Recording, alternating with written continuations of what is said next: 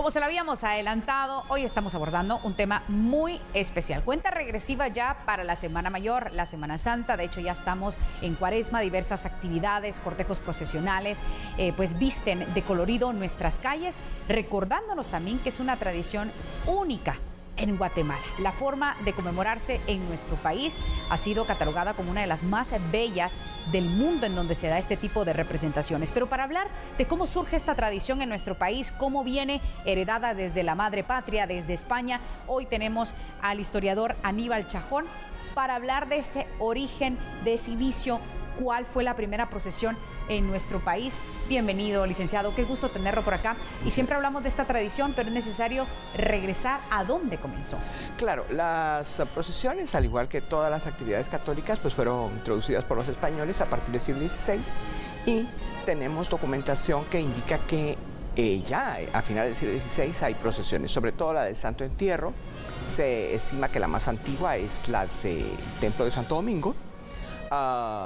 Lo que no se sabe es si se usaba la misma escultura que está ahora, ¿verdad? Pero sí, definitivamente participaban los gremios, participaba el ayuntamiento.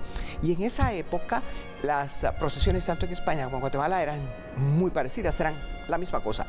Era el recorrido ceremonioso de un lugar a otro por personas, ¿verdad? Entonces lo importante eran las personas que participaban en el cortejo. Iban las autoridades, los frailes, los cofrades, etc. Pero en el siglo XVII ocurre algo importante. Se empiezan a utilizar imágenes, además del Cristo yacente, se empiezan a usar el Nazareno, la Virgen de Dolores, y entonces lo importante deja de ser la gente que va en el recorrido y para nosotros en Guatemala lo importante es la imagen, ¿verdad? Hay una procesión, dice, ¿dónde está la imagen? ¿Verdad? No. Si no hay imagen no es procesión. Entonces adquieren una característica especial con el Nazareno de la Merced a partir de 1655 que, digamos, se convierte en el arquetipo para todos los demás cortejos procesionales, ¿verdad? Una imagen de un Jesús que sufre, de un Jesús que conmueve al espectador. Está pasando lo mismo en España, pero en Guatemala tiene características especiales. Incluso lugares vecinos como México, ¿verdad?, no desarrollaron esta particular forma de expresión. Es un aspecto muy ceremonioso y por lo mismo, usted menciona España, México, Guatemala. Por lo mismo, mucha gente viene a nuestro país en la época de Semana Santa, aclarando, no siempre son católicos, sino vienen por ese ingrediente histórico, por ese ingrediente solemne, pero también de penitencia que identifica al pueblo guatemalteco y la belleza en cada anda. Sí, definitivamente eso es lo que, digamos, atrae, porque no es, vaya, una persona ajena observa que el asistente conversa, compra, ríe, etc. Pero el contenido para la comunidad que participa es muy profundo. Vista desde dos perspectivas, sí. La fe, la devoción, y el visitante que no es católico viene también, sí, para admirar esa arte, Fíjese que esa también belleza. Creo que tal vez el aspecto más importante es el emotivo, porque al preparar una alfombra, las personas están conviviendo con su familia, con sus amigos, se divierten, se ríen, recuerdan y conservan eso como algo muy especial. Entonces, aunque las personas cambien de creencias, ¿verdad?, de credo religioso, esa comunicación, esa unión con la familia y los seres queridos, hay que volverla a vivir. Y entonces encontramos que hay personas que viven en otras partes del mundo y vienen solamente a cargar, pero cargar es otro fenómeno especial, es una vivencia religiosa que permite a las personas sentirse comunicados con lo sagrado, comunicados con Dios, pero también con el papá, con el abuelo, con la abuela. Algo generacional. Por supuesto, con la familia y con aquellas cosas importantes, porque el mensaje al final es Jesús sufre, muere y resucita. Entonces, incluso con aquellas personas que ya no están con nosotros físicamente, estamos emocionalmente, y el hecho de cargar nos une con esas personas que ya no están. Es muy complejo, muy complejo. Licenciado, usted refiere a un ingrediente, el de la familia, el de generación en generación, esa tradición que no se cuenta, sino que se vive, sí, que se recuerda y muchas veces se hace como un legado de los que ya no se encuentran con nosotros. Y ahora que escuchamos las marchas, por eso mencionábamos ayer que los frailes logran integrar todos los sentidos. Al escuchar la marcha, ¿verdad? Las personas asocian, esa es la marcha que le gustaba a mi abuelo. Claro. Entonces, hay un cúmulo de sentimientos, de emociones que se vuelcan, que se manifiestan y se expresan, que la verdad las palabras no alcanzan. Entonces, todo eso se vive. Y por supuesto, el espectador no participa de esto, no sabe de qué se trata, pero le llama la atención. ¿Por qué la gente hace eso? Porque los muebles pesan, ¿no? Acompañar el recorrido es de 12 o más horas. ¿Por qué hacen eso? Precisamente como no lo han vivido, no lo comprenden. Un significado de fe. Es muy difícil transmitirlo con solo palabras. Hay que vivirlo para saber el significado completo. Por eso usamos el término vivencia, porque es una vivencia religiosa que incluye las experiencias personales, lo que ha escuchado, lo que ha sentido. Y entonces, al oír la marcha, cuando la gente está cargando, esa es una cosa muy especial. Y hablando de ese simbolismo, de esa solemnidad que une a una familia, a una comunidad, ¿qué es lo que se define en el tamaño de cada anda? Porque usted decía, son cortejos procesionales completamente distintos, recorridos distintos, imágenes distintas, pero también el arreglo, la decoración que cada anda lleva. ¿Qué es lo que define el tamaño de estas? Bueno, como comentábamos, las andas crecen después de 1918 porque los templos estaban en ruinas y entonces hay mucha gente interesada en cargar, quiere cargar y el recorrido es corto, ¿verdad? O sea, hay que ampliar el recorrido, pero mucha gente se queda sin cargar, entonces hay que ampliar el mueble y el mueble crece y crece y crece hasta la impresionante anda del Calvario, ¿no? Que es la más grande del mundo porque es verdaderamente enorme. ¿Aproximadamente cuántos metros tiene la del creo que son 20 y algo metros, ¿verdad? Es realmente muy grande. Interesante ese dato, la más larga del mundo. Del mundo, sí. Hay otras, ¿cómo se llama?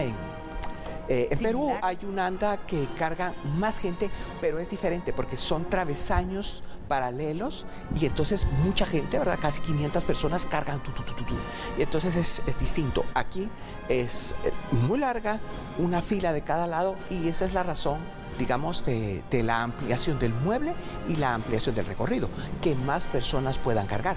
Y luego, al ampliarse el mueble, era necesario que Jesús no se viera solo, ¿verdad? Claro. Es solo una imagen ahí, porque entonces se desproporciona, ¿verdad? Se queda aislado. Y la idea no es esa, la idea es exaltar la figura de Jesús, la figura de María, y entonces se hacen alegorías, se incluyen flores artificiales, personajes y con interpretaciones bíblicas. Yo recuerdo cuando era niño me impresionó muchísimo una alegoría de la Merced, donde era la expulsión de los mercaderes del templo, ¿verdad? Es la que yo recuerdo de niño. Y hacer eso es muy complicado porque es un espacio limitado, pero en la medida que las santas han crecido se pueden hacer esos tipos de mensajes, ¿verdad? Ese tipo de alegorías con figuras, ¿verdad? Con escenas ya representadas y por supuesto destacando la imagen de devoción. Y andas que llevan muchas semanas de preparación. Eso es todo el año. Eso es todo el año. Está terminándose la Semana Santa. Yo sé, ¿verdad?, que las organizaciones descansan una semana, cuando mucho 2, y ya están preparando la del siguiente año. Porque, por ejemplo, tengo amigos que hacen partes de los adornos y esto son meses, ¿verdad? La cantidad de flores que se usa, o sea, eso no se puede preparar en una semana, se requieren meses porque hay que hacer pétalo por pétalo, hoja por hoja. Detalle a detalle. Sí, un saludo a don Manuel Morales que se dedica a este tipo de cosas y que me ha introducido a conocer porque son obras de arte muy complicadas. Luego hay que hacer los atuendos, digamos, si va a estrenarse una túnica, un manto, esos son meses de trabajo, pero de verdad, porque es hilo por hilo, pasar para que no se mire el esparto, la espartería. Y hilvanado con amor y dedicación. Exacto, pero son horas de trabajo. Luego las cabelleras, ¿verdad? Hacer una cabellera es la cosa más complicada porque se hace el casquete y luego cabello por cabello que son naturales, ¿verdad? Cabello por cabello hay que colocarlo en el casquete. Y uno no ve, cuando ve la imagen, uno no ve espacios vacíos, ¿verdad? Porque es como una cabeza completa, ¿no? Claro. Y luego hay que peinarla. Entonces, todo eso son semanas y meses de trabajo que no se pueden improvisar, porque como se hace por devoción, debe ser lo más digno dentro de lo humanamente posible para exaltar al ser divino, ¿no? Interesante cuando usted refiere a la indumentaria, los meses de preparación, pero también la indumentaria que portan esos cargadores, que es la verdad es un honor, así se cataloga, son varios meses de espera, de asignarse turnos, de esperar que haya un espacio. Sí. Muchos de estos, pues como ya lo mencionábamos también, son heredados, mi familia ha cargado por años en tal procesión y esto. Si analizamos el contexto de que vino la tradición de España, vemos que en España utilizan una indumentaria conífera que cubre los rostros. Sí. ¿Cuándo se da ese cambio en Guatemala? Porque ahora vemos esos velos, diferentes túnicas, incluso la tradicional morada, la negra para el Santo Entierro. Sí. En fin. Sí, digamos, pero los colores pues son los litúrgicos, negro precisamente para viernes, morado para el resto.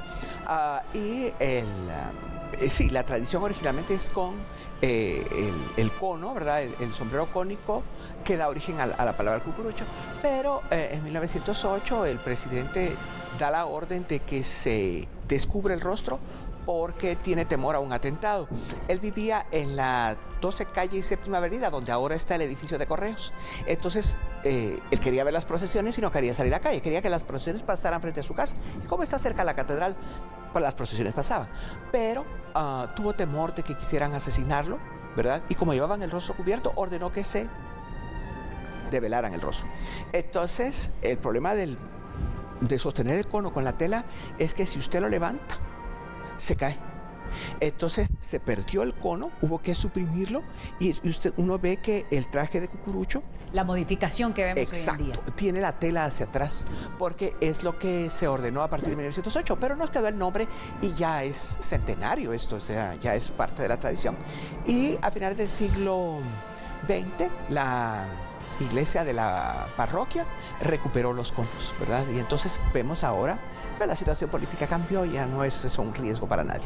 Licenciado Aníbal, voy a pedirle que se quede en nuestro set de noticias. Nosotros vamos a hacer una breve pausa, pero también le invitamos a usted, amigo televidente, a que se quede en nuestra sintonía para conocer esos datos históricos de por qué se considera la Semana Santa única en el mundo entero, la que se conmemora aquí en Guatemala. Ya regresamos, somos Telediario a la